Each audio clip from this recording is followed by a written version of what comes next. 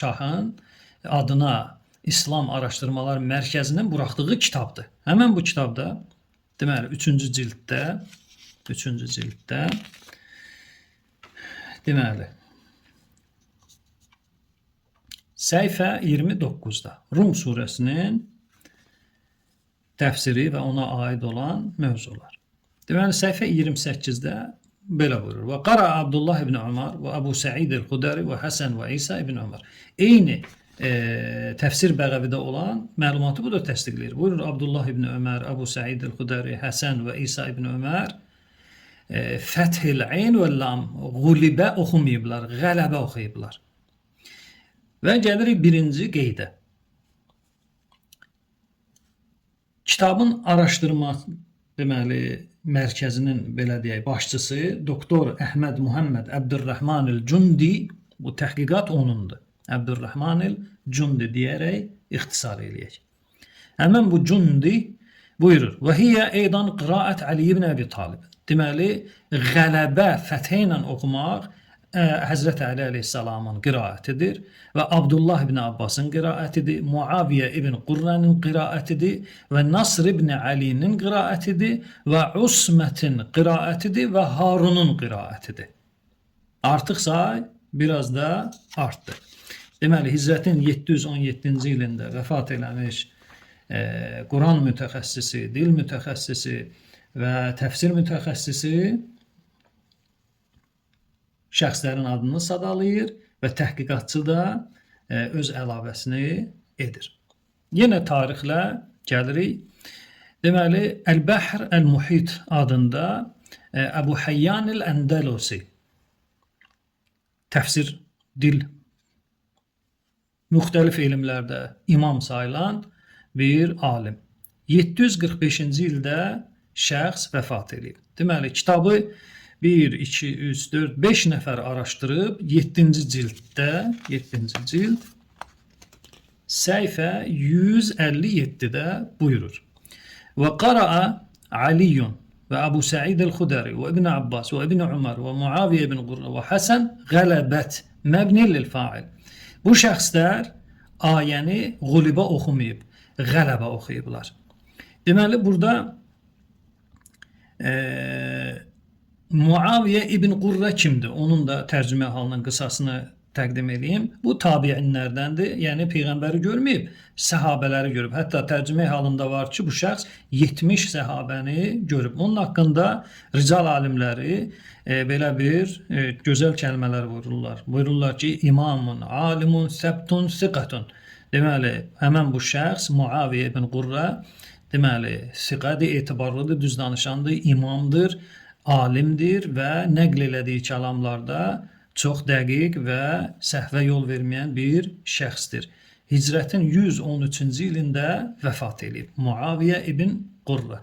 Həsən, öncədən qeyd elədim, ya İmam Həsən əleyhissalam, ya da ki, Həsən el-Basri, hər halda hər ikisində qısa tərcümə alını təqdim eləmişəm. İndi, bura qədər tarixlə qeyd elədik.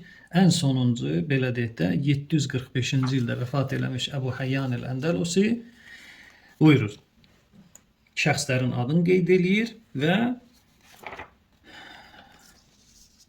bu şəxsləri say olaraq sıralayaq və qeyd eləyir. Deməli, bura qədər qeyd elədiyim mənbələrdə Peyğəmbərimiz Həzrət Əli əleyhissalam, Əbu Səid el-Xudəri, Abdullah ibn Ömər, Abdullah ibn Abbas, Muaviyə ibn Qurra tabi'i, Həsən el-Bəsri tabi'i, Kirdab, İsa ibn Ömər, Nasr ibn Ali, Usmət, Harun. Deməli, 12 nəfər adını sadaladım.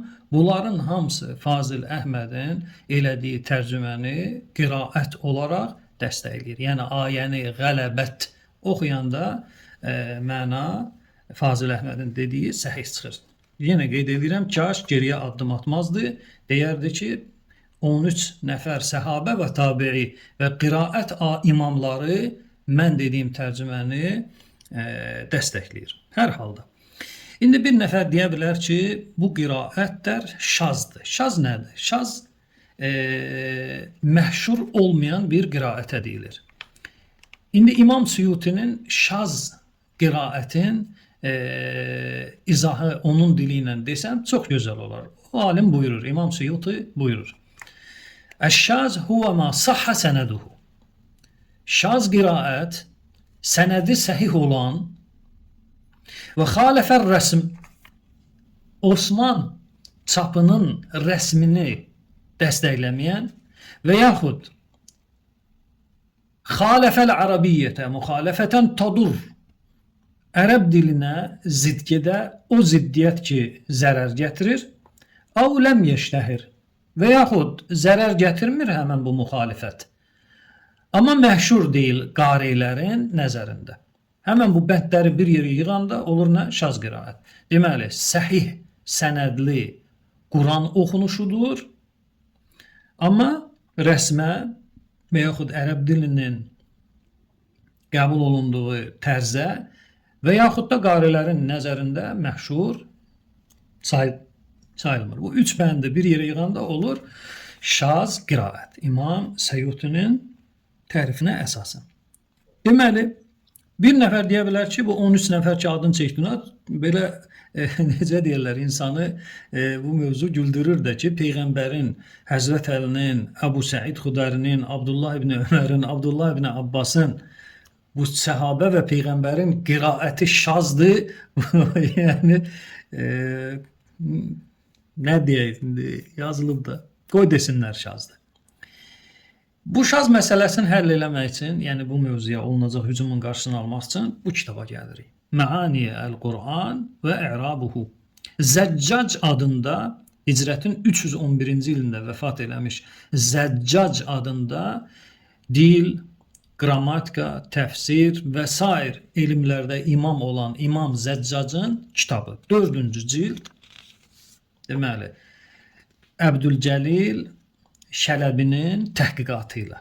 Qahirədə, hətta müqəddimədə yazır 1972-ci ildə bu kitabı həmən bu alim Əbdülcəlil Şələbi təhqiqatını aparıb. Deməli, müəllif İmam Zəccac, hicrətin 311-ci ilində vəfat eləmiş İmam Zəccac, indi 1400 ilin içindəyik biz. 1446 və indi Məhərrəm ayında dəyişəcək də. Buyurur, Surə-tü Rum Məkkiyyətun. Rum Məkkədə nazil olan surələrdəndir. Əlif, lam, mim, qulibətür Rum. Və qəd şərəhnə mə cəə fi əlif, lam, mim. Keçmiş səhifələrdə əlif, lamı artıq biz izah etmişik. Və quriət, qulibət bi dammil qeyn. Deməli, qulibət qeyn hərfinin üstündə qısa u səsi ilə oxunub. Quriət bi dammil ayn. Və qara'a Əbu Əmr qələbət bi fəthil ayn. Amma Əbu Əmr isə fəthə ilə oxuyub. Əbu Əmr kimdir? Əbu Əmr Qurra-ı Səb'ədən biridir. Yəni 7 qaridən biri. 7 qaridən biri o deməkdir ki, həmən bu şəxsin qiraəti rədd oluna bilməz. Yəni 7 qarinin qiraətinin hökmü tələbələr və ilm əhli bilir. Deməli, Əbu Əmr haqqında qısa məlumat verin, bu kimdir? Bəzi tərcümə hal yazan alimlər yazıblar ki, Əbu Əmr bu şəxsin adı deyil, adı Yəhyadır. Digər alim buyurub, yox, Üryandır. Digəri buyurub, Zəbandır. Və bəziləri də buyurub ki, heç bu şəxsin adı bəlli deyil. Əbu Əmr, elə bir bu künəyyə deyilir də, künəyyə. 157-ci ildə şəxs vəfat edib. Həmən bu Əbu Əmr dediyimiz şəxs. Əbu Übeydə adında bir rical alimi nə buyurur? Buyurur ki, Kana a'ləmin nas bil qiraətil vəl ərəbiyyə. Həmən bu Əbu Əmr insanlar arasında ən ələm Quran qiraətinin mütəxəssisi olub. Yəni ələm, yəni ən bilikli. Yəni Əbu Əmrdən öz zamanəsində ikinci, yuxarı olan bir adam olmayıb. Digər alim Yəhya ibn Ma'in şəxsin haqqında buyurur, Siqatun, etibarlı ravidir, güclü ravidir. Hətta Əbu Əmr özü öz qiraəti haqqında tabiinlərdən olan Səid ibn Cübeyr ilə görüşün nəql edir. Buyurur ki, Səid ibn Cübeyr mənim qiraətimi eşitdi və dedi, İlzəm qiraətəkə hadihi. Bu qiraətindən əl çəkmə. Yəni, Əbu Əmrin qiraəti Rum surəsində qulibə Elşad Mirinin dediyi kimi olmayıb. Qələbə olub. Deməli, 13 nəfər, yenə təkrar edirəm, Peyğəmbərimiz Muhammed sallallahu aleyhi və səlləm, Həzrət Əli aleyhissalam, Əbu Səid el-Xudari, Abdullah ibn Umar, Abdullah ibn Abbas, Muaviyyə ibn Qurra, Ət-Tabi'i, Həsən el-Bəsri, Basri, Ət-Tabi'i, Kirdab, İsa ibn Umar, Nasr ibn Ali, Usmət, Harun və Əbu Əmr. Həmən bu 13 nəfər qiraəti qələbə olub, qulibə olmayıb. Yəni, Fazil Əhməd kaş geriyə addım atmazdı. Öz tərcüməsini həmən bu adın sadaladığım şəxslərin qiraəti ilə təsih eləyə bilərdi və Elşad Mirinin tutduğu səhv yersizdir. Tam yersiz də demək olmaz. Yəni, bəzi alimlərin nəzərinə əsasən, bəzi səhabələrin qiraətinə əsasən və əks qiraətdə bəzi səhabələr, bəzi alimlərin qiraətinə söykənir. Hər halda onu səhv tutmamalı idi. O deməli idi ki, bu 13 nəfəri çıxmaq şərti ilə başqa səhabə və tabiilər belə oxumayıb. Belə desəydi daha səhih və etibarlı olardı.